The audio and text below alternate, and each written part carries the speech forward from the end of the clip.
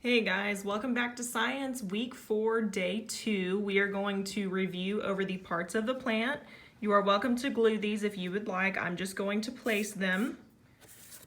This is our stem. Where does our stem go? Where does our stem belong? So this is the stem of our flower, that long green part. This is the one pointing to it, and that's where our stem goes. This says seeds. Now remember, are the seeds right here or right here? Good job, they are right here. You see all those little black dots? Those are where the seeds are. They fall out of the flower so they can make more flowers because they land in the soil. And then the soil collects all those nutrients and then they grow and become a flower. So that's the seeds. Here's our next one. Roots. Okay, the roots are on the bottom. It's this brown part right here. They soak up the water and the nutrients for the plant. Okay, leaves. Where are the leaves on our flower? Right here and right here. That's where our leaves are. The flower part is the blue part of this flower. Okay. And then sunlight, the plant needs sunlight, right? Should have put that in that corner up there. You can draw sun if you would like. But that is the parts of a flower or part of a plant. Let's go over our plant parts since we just went over that. Roots, stem, fruit, seeds, leaves, and flower. Those are all plant parts. Now let's go over plants' needs. They need soil, water, sunlight,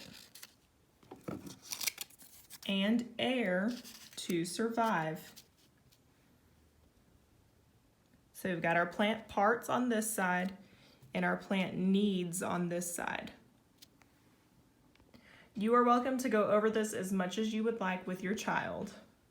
Another resource you can use, you can write about plant parts or plant needs on this. You can also write about a plant that you would like to grow in your yard or that you want to grow in your yard.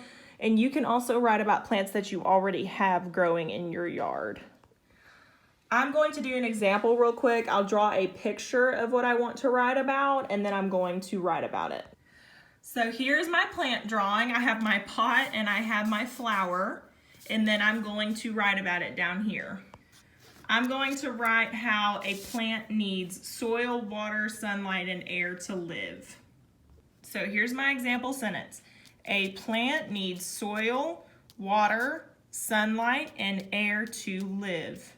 Oh, you know what I need is a period at the end of my sentence. So my period starts with that capital letter and then ends with a period. Remember that you can use any of these words that you would like whenever you're writing your sentences.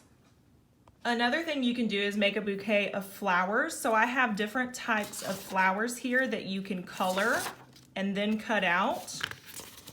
And then you can put them all together on your board or on another piece of paper and make a pretty flower bouquet.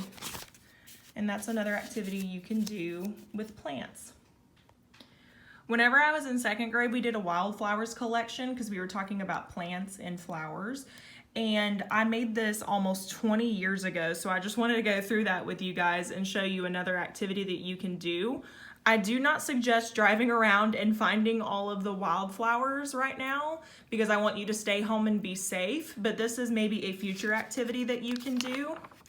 So check it out. I've got the name of the flower, and then I've got the flower in the bag, and I pressed it really, really tight, and I was able to conserve a little bit the look of that flower. You can see kind of the colors in some of those flowers, and these flowers are from Texas.